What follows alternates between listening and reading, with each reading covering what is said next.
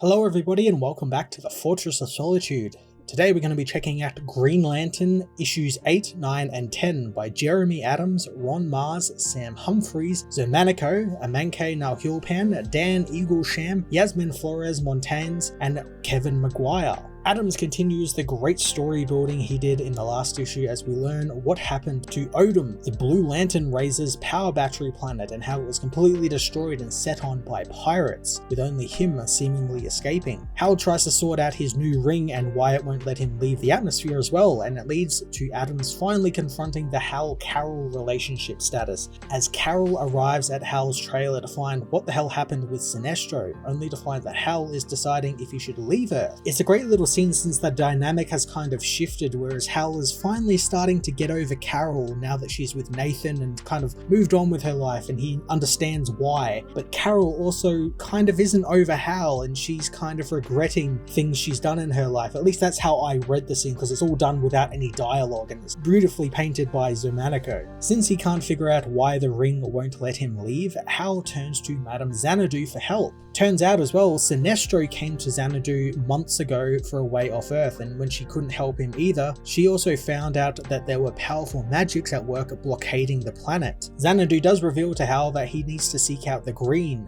and their investigation is hampered by the United Planet Lanterns. This is our first time seeing these guys, and Adams introduces them in a pretty explosive fashion, hitting home that these are kind of no-nonsense takers and just in general jackbooted thugs, not recognizing who Hal is, as they are brand new lanterns posted by Tharos himself, and they are there for Razor. Hal and Razor end up fighting these lanterns, and Adams drops a really cool twist to them, since they're not just Green Lanterns, they're also Yellow Lanterns and Blue Lanterns, able to tap into each of the emotional spectrums at will. This was such a cool twist, and again, it's once you start to sort of figure out what the United Planet's conspiracy is and where Adams is heading with the story, he just throws another curveball at you and you have no idea where it's going to go now. Razor ends up captured and Hal is left to find a way to help fix his ring by himself, deciding to return to the place where he battled Sinestro last issue, since that's where his ring was seemingly supercharged, and we find out that the place allows him entrance into the Green Underground. Adams continues the story in the opening pages of issue 9, and Hal finds himself in an underground paradise seemingly created by Tom Kalamaku, his old friend. Tom reveals that he was called to come there much like Hal was after being told by a Guardian in his dreams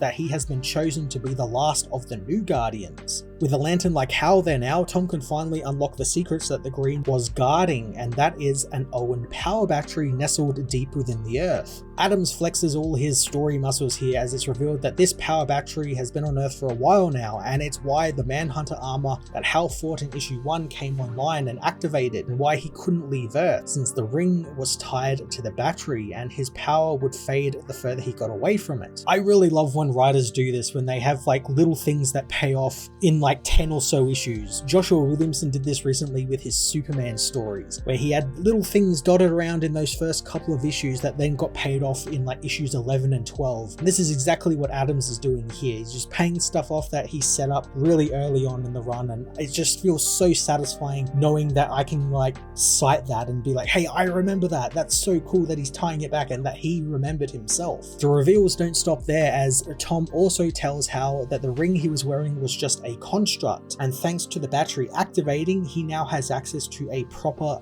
physical ring. Adams also adds to the lore as to why there are so many human lanterns, revealing humans were chosen because of their innate inability to follow orders, basically meaning that they are creative free thinkers. He also pretty much sets up a new lantern core here, as the battery produces Hal a ring, along with various other rings that the other human lanterns will be able to use, and it has the ability to make more, effectively being able to make a new Green Lantern Corps. This is a very exciting shift in the status quo, and I can't wait to see where Jeremy goes with this story in the coming issues as the lanterns are all sort of reunited. With his ring back to normal, Hal leaves Earth to begin his investigation into what the United Planets are up to, heading to Oa, where he's almost immediately thrown into a war with the spectrum shifting lanterns we saw earlier. And had it not been for the timely arrival of Joe Mullen, then Hal would have been captured or killed. Issue 10 finds Hal and Joe sneaking through the streets of Oa, which has become a sort of totalitarian dystopia run by the United Planets and Tharos. Almost immediately, Adams gets to work setting up some new rules, like Hal is not able to use his ring, otherwise the guards will be alerted. This is a rule I find quite hilarious since Hal literally just got back his ring in the last issue and now he can't use it, which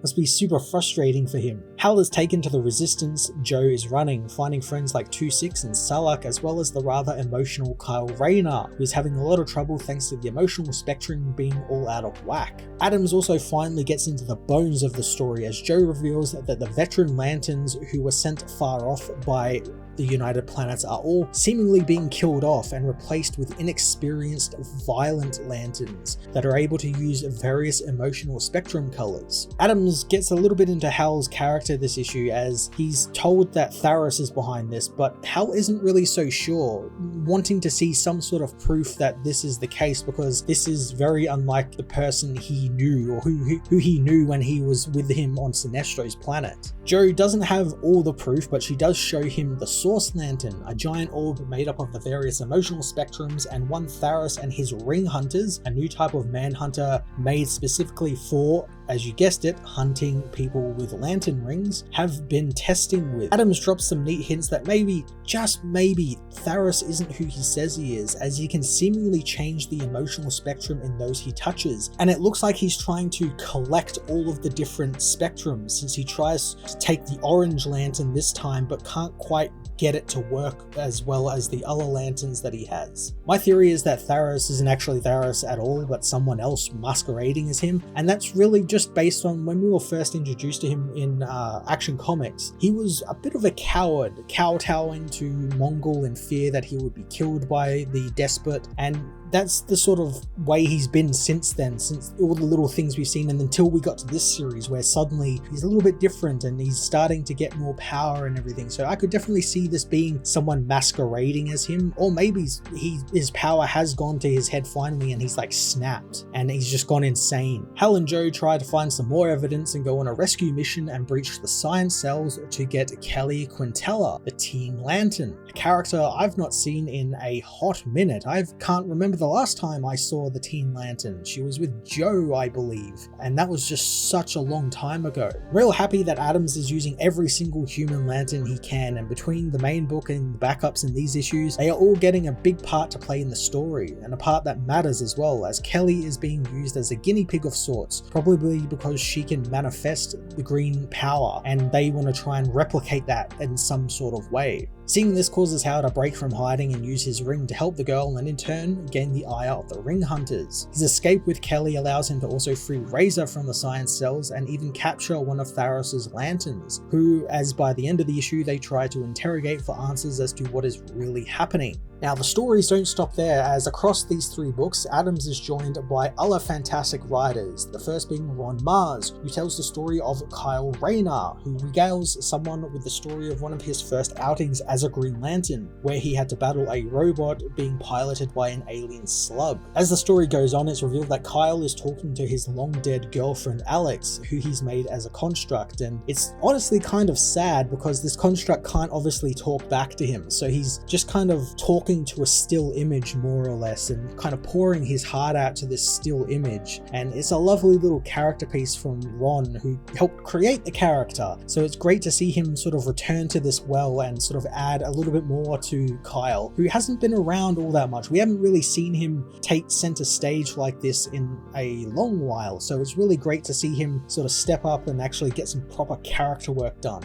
The story winds down with Joe Mullen coming to find Kyle alone on an asteroid, setting them both on a mission to investigate what's really going on behind the whole Lantern takeover by the United Planets. For issue 9's backup story, Sam Humphries tackles a story involving Jessica Cruz, who finds herself on trial for treason. Sam sets up a type of Rashomon sort of situation, with Jessica telling her side of the story and how her and the new Lantern Endicott were sent to destroy the orange central power battery, but Endicott thinks that Jessica sabotaged the bombs and stopped them from blowing up, whereas what really happened, Jessica stopped the bombs from exploding because of how they were placed, and it would have caused a leak and spill out into the galaxy and infect people, something she didn't want to happen. Before any real judgment can be passed by Tharos and his court, a masked lantern tries to assassinate Tharos, and Jessica is ingratiated to Tharos after trying to defend him, and she pledges to follow him. But as we learn, this is all part of her plan, as Jessica is a secret spy for Joe Mullen, and she is now undercover in the United Planet Lantern Corps to help discover what exactly is going on. Sam did a great job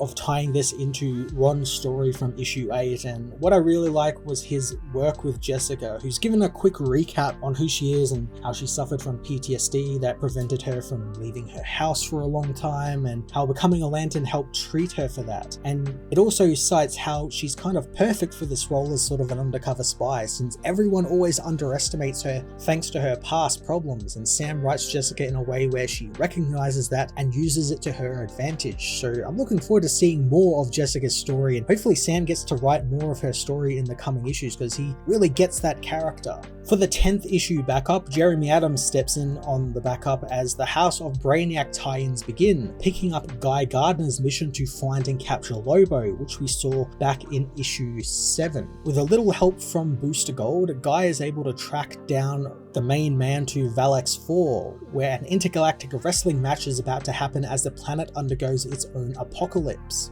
Adams clearly wants to write Guy Gardner a lot more. In just these couple of pages, you can tell he's having a lot of fun with this setup and having a lantern who's almost the complete opposite of Hal Jordan. He's just a complete fucking idiot. And it's just on complete show here as the planet Valax is about to blow up, and Guy just doesn't really take any notice of that. Instead, he's completely locked in on finding Lobo so he can impress the new bosses. And that's just total Guy Gardner right there. It's so funny. And eventually he actually succeeds in his mission and gets Lobo, taking the main man and leaving the planet before it blows up. This is where a kind of big problem comes to Hal, as it's revealed that this isn't actually Lobo at all. It's just some dude using the Czarnian's moniker in a wrestling match. And it's implied when he took him from the network that was using him as a wrestler, it put a price on both of their heads, hence why a series of space dolphins seemingly come after them. This is a really great way to get around the fact that the real Lobo is actually on Earth and has actually just gotten out of Dr. Farm and Graf's prison in